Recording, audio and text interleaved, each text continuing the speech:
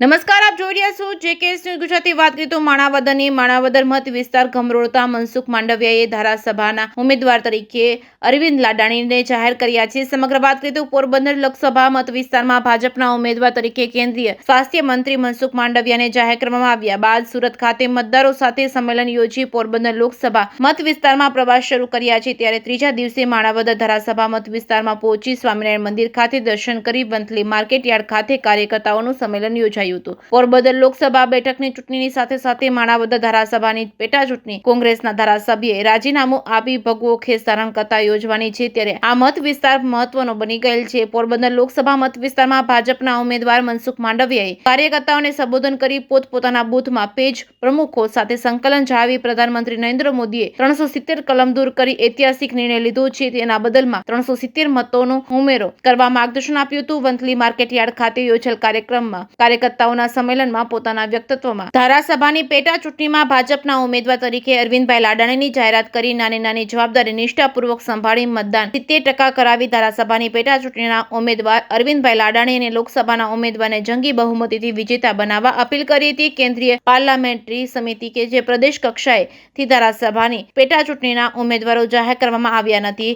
ત્યારે પોરબંદર લોકસભા ચૂંટણીમાં ભાજપના ઉમેદવાર કેન્દ્રીય સ્વાસ્થ્ય મંત્રી મનસુખ માંડવિયાએ માણાવદર ધારાસભાની પેટા ચૂંટણીમાં ભાજપના ઉમેદવાર તરીકે અરવિંદ લાડાણી જાહેર કરી આપતા ચર્ચાનો વિષય બની ગયેલ છે. ઉલ્લેખનીય છે કે કોંગ્રેસના ધારાસભ્ય અરવિંદ લાડાણી કે ભાજપમાં પ્રવેશ આપવામાં આવ્યા બાદ માણાવદર મત વિસ્તારના પૂર્વ ધારાસભ્ય અને મંત્રી જવાહરભાઈ ચાવડા નારાજ હોય તેઓના વલણ પર માણાવદર ધારાસભાની પેટા ચૂંટણીનો મુખ્ય આધાર છે. લોકસભા અને ધારાસભાની પેટા ચૂંટણીનું જાહેરનામું પ્રસિદ્ધ થયા બાદ ચિત્ર સ્પષ્ટ થશે કે એવું રાજકીય જાણકારોનું માનવું છે. જેકેએસ ન્યૂઝ ગુજરાતી સાથે રાજુ પાંડ્યા, કેશોદ.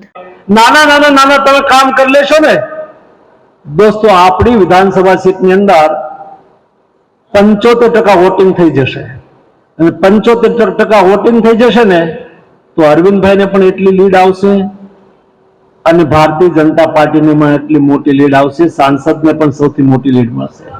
તમે રખેને એવું નહીં માનતા, હું માણાવદર મત વિસ્તારને ઘણા સમયથી ઓળખું છું. આ વિસ્તારની અંદર પોટેન્શિયલ છે, આ વિસ્તારની અંદર ક્ષમતા છે. આ વિસ્તારના કાર્યકર્તાને મેં કામ કરતા જોયા છે દોસ્તો. જ્યારે કાર્યકર્તાનો પગ બેસી જાય ને ત્યારે આપણે ક્યારેક નિષ્ફળ થઈ જતા હોઈએ છીએ. પોરબંદર લોકસભા ક્ષેત્રના ઉમેદવાર પછીનો મારો બીજો પ્રવાસ છે અને ત્રીજો દિવસ છે. મને ખુશી એ વાતની છે કે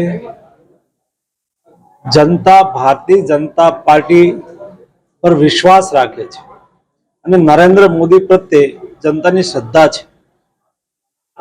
મેં એ પણ જોયું, મારા સાથી સાંસદ રમેશભાઈ ધડુકે પાછલા 5 વર્ષોની અંદર આ ક્ષેત્રમાં ખૂબ કામ કર્યું છે, મહેનત કરી છે. એની મહેનતનું પરિણામ પણ હું જોઈ રહ્યો છું.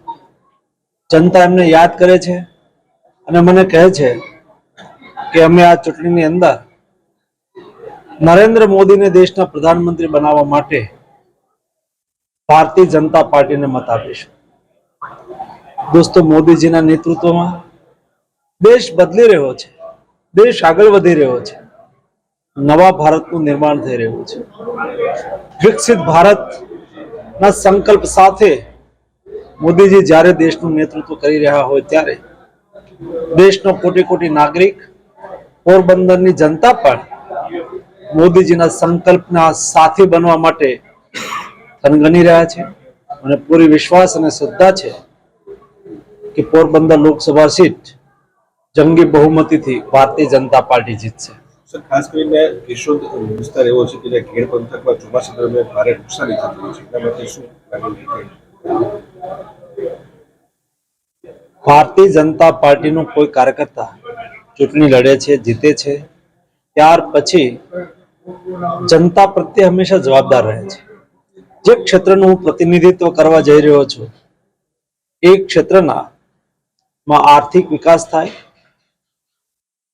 એ વિસ્તારનો ઔદ્યોગિક વિકાસ થાય, લોકોની સમસ્યાઓનું સમાધાન થાય, એના માટે અમે હંમેશા પ્રયત્નશીલ રહીશું.